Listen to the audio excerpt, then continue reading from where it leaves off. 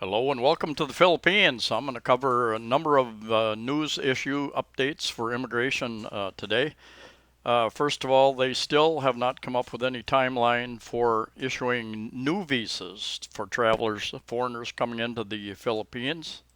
Perhaps some of that will start in July on a limited basis, I suspect, initially.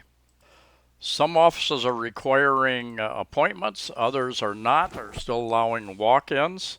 Here in Mandaue City, Cebu City area, office hours 8 a.m. to 5 p.m.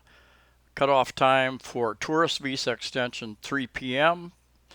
Cutoff time for immigration clearance certificates 1 p.m. They'll tell you come back the next day.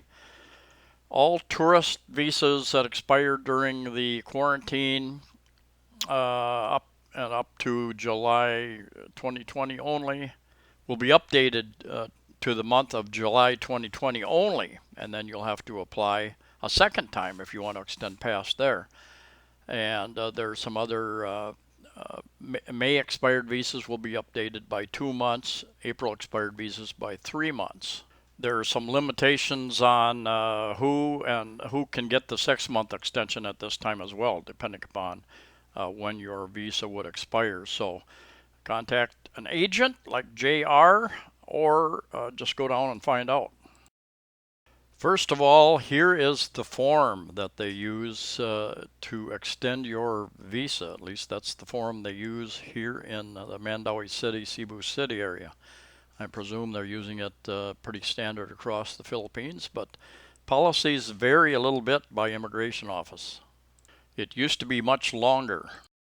Here's some information from the Mandaue City office, Bureau of Immigration, here in Cebu, and you can check out that information. It looks like they will be taking walk-ins for a little while, but very quickly I think they will be switching over to the appointment only.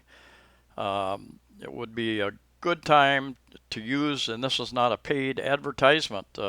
I used an agent, JR Visa Consultancy in Cebu, and he picked my passport up one day, delivered it the next day, and as easy as that. No hassle, didn't have to stand in line, didn't have to make an appointment. So I will put his contact information as well in the description to this video. And I still, even though I do that, I get people commenting, asking me for the contact information.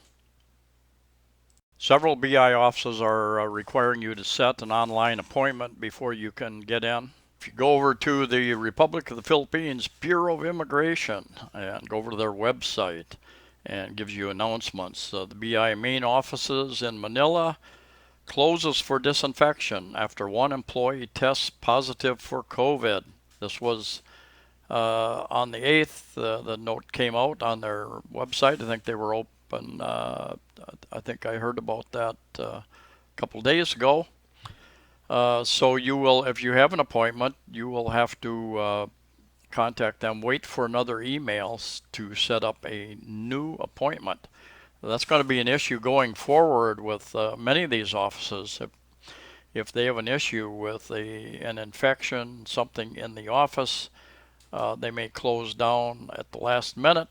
You may, if you live in that town or close to that area, that might not be quite as difficult an issue. If you have to travel 2-3 hours to get there, and now you're there and the office will be closed for a day, 2-3 days, and the hotels are pretty much still all closed, what are your options? Much of the transportation is not operating at full strength, so they have limited capacity. Could be a major issue, so plan on that just in case. Now, I did not find a list on their site. I did not find a place. Aha, there it is right there, online appointment. And you can also go over here, hit the Facebook page. We'll take you to their Facebook page also for additional information. So let's just hit the online appointment. So it takes me over here to the online appointment system. Book online, hit that. BIE services temporarily down. advises if you've made appointment for June 8th onwards, your appointments have been canceled until further notice. There you go. Go back over here to the main page and hit their Facebook page and see where that brings us up. Right over here, you can send them a message. I did that. Many of the different offices have Facebook pages. Sometimes that is the easiest way to contact them. I sent them a note last week, and they sent me a note saying that they were going to be going to appointments, but at the present time they were going to continue to take walk-in business, and that's what they've been doing here in Mandaue City. So you can read through their different information here. Advisory to the public, Here we go. And sometimes it takes some searching to find these things, especially on Facebook. They're not really set up as good as they could. The advisory, in line with advisory compliance, social distancing is offering online appointment system to expedite prioritize. So this is hooked in with Google Docs, and let's just see what happens when we hit that. I presume it's going to be the same thing. Here we are, the booking system. This is those with confirmed appointments shall be prioritized with regard to their transactions. I've had number of people tell me in different cities that they showed up at the Bureau of Immigration in their city and they were told to give them their email address and wait for an email giving them an appointment time. So I don't know if you have any choice in appointment time. They will just issue an appointment time. And you put your email in there. And this is if you want an appointment in June. Now, if you would like an appointment in July, then you hit that link there. And we are certainly living in interesting times. For setting an appointment there, you put your appointment. In fact, I'm working on a video maybe next week. They will get back to you. Doing a lot of research, and I'm going to wade into that topic, this interesting time that we're in, and try to cover quite a few topics. Some of the discussions. There's some very emotional, heated arguments on several different sides, and I just have decided that I'm going to wade in a little bit. But you all know that I am objective and diplomatic, and I will try to be very objective and offer a couple different views on the subject. Anyway, I asked my friend to find out what it would take to get a travel pass. I live in Cebu City. Immigration is over in Mandaue City, or there's other things in Mandaue City. I want to know what it takes to get a travel pass to cross city borders. Taxi driver the other day told my friend that there are checkpoints at border cities like that, even though it's like the twin cities. It's two cities that are combined, but they have checkpoints. They don't want people from one city traversing into the other city. You might bring something bad. And the taxi driver said that some authorities will be more lenient and let you go, take care of your business, especially if, for instance, you're going to immigration. Others are much more strict, so it's not a set in stone type thing. And they may tell you, no, you need to turn around, you need to go back to your barangay, your village, your city, and get a travel pass. And so what's the procedure? How long does it take? Does it cost anything? I'll tell you a little bit about that. So she went down to the barangay, down to our local village, and she inquired, and she was told she wanted a travel pass, and she wanted to get a travel pass for a senior citizen foreigner. And she was given a couple sheets of paper to fill out, and I'm not going to put the whole copy up there because it has a lot of my personal information on it. But anyway, basically, the certification, which I showed you at first, and then it has a place for your name, age, address, telephone number, how long have you been in that barangay, the reason you're stranded, the reason you have to travel, the phone number, and then this part down at the bottom. certify that the above mentioned name is not included in the Barangay Health Emergency Response Team list of person under monitoring and person under investigation and has completed a 14-day self-quarantine. Now, to get them to sign off on the 14-day quarantine, you have to go back to wherever you're living and get somebody at that location to sign an affidavit, basically, uh, to say that you have been self-quarantined already for at least 14 days.